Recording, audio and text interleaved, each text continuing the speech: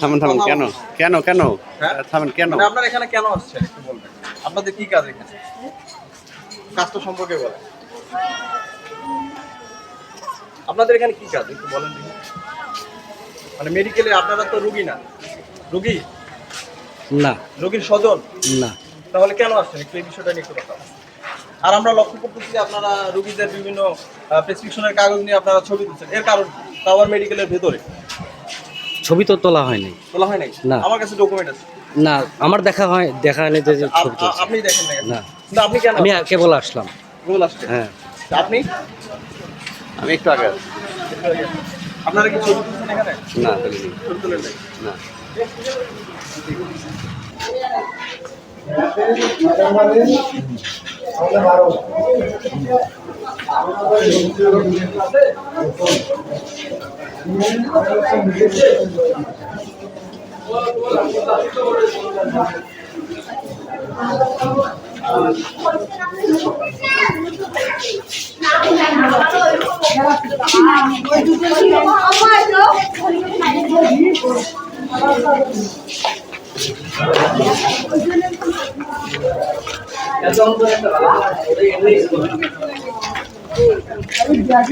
ভাই এনে কি ওনারা কি এটা ছবি তুলতেছে?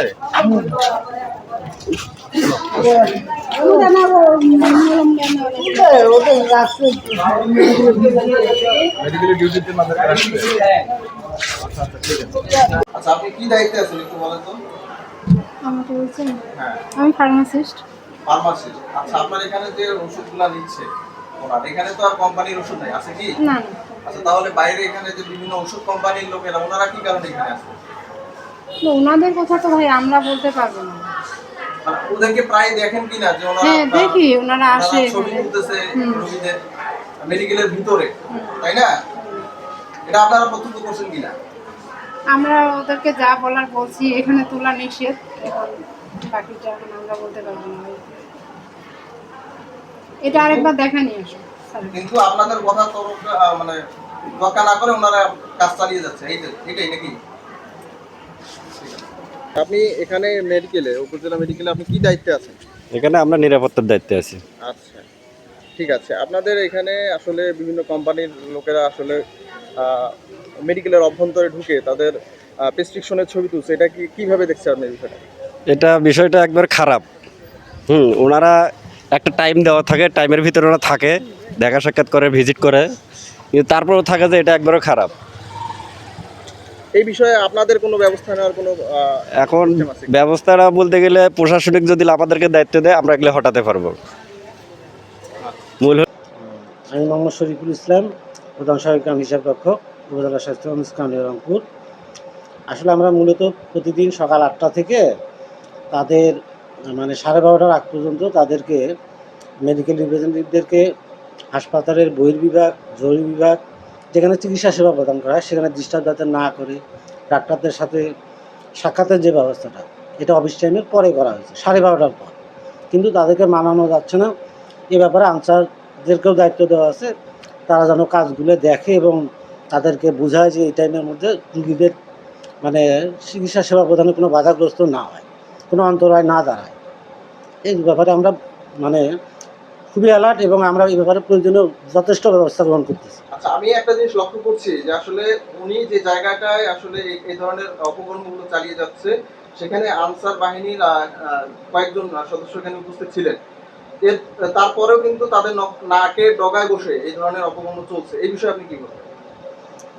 বিষয়টা হলো কি, ওখানে তো আসলে রেসিডেন্সিয়াল মেডিকেল এবং অফিসার, তারা আমাকে বলেছে যে এই বিষয়ে আমাদেরকে হাসপাতাল কর্তৃপক্ষ কোনো ধরনের ব্যবস্থা গ্রহণের সুযোগ দেয়নি, এই বিষয়ে আপনি না না না না এটা মিথ্যা কথা। আমরা তো বলেই দিছি এবং আমরা ওখানে লিফলেটও দিয়ে দিছি, লিখিত বিভিন্নভাবে জানাইছি তাদের যারা রিপ্রেজেন্টেটিভ, যারা সভাপতি ফারিয়ার, তাদেরকে বলছি 12:30টার আগে কোনো ক্রমেই কোনো মানে একসঙ্গে কোনো ডাক্তারের কাছে 3-4 জন বা যাওয়াই যাবে না, একজনও যাওয়া যাবে না, এভাবে জানানো আছে। তারপরেও তো বাধাগ্রস্ত করলে এলাকার লোকজন, তারপরে যারা এখানে চাকরি মানে মেডিকেল রিপ্রেজেন্টেটিভ যারা আছে তারা অনেকে স্থানীয়, তাদের সাথে আমাদের বাকবিতণ্ড হয়।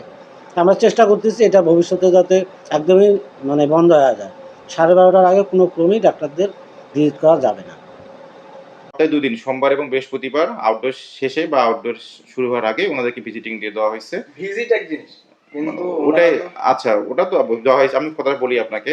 এবং এর বাইরে যেটা আপনি অভিযোগ দিলেন, হ্যাঁ সেটা আমরা প্রতিদিন তদারকি করা হয়। আমরা হয়তো বা যেটা হচ্ছে আমার চোখে যেটা ভিডিও পড়লো আপনার, আমরা আরো যেটা হচ্ছে কাজটা করলো, এটা আসলে এই 2 দিনের বাইরেও বা অফিস টাইমে তারা কখনই এটা করতে পারে না, সেটা আমরা আরো ভালোভাবে মানে এটা জোরদার করবো তদারকিটা। হ্যাঁ, আমাদের আনসার ব্যান্ড সদস্যগণ আছেন, আমাদের আরো যে অফিস স্টাফগণ আছেন, এর মাধ্যমে আমরা বারবার তদারকি দেওয়া হয়েছে এবং এরপর থেকে আমরা আরো ভালোভাবে তদারকি দিয়ে আমরা হচ্ছে এই জিনিসটা পুরোপুরি বন্ধ করার চেষ্টা করবো ইনশাল্লাহ।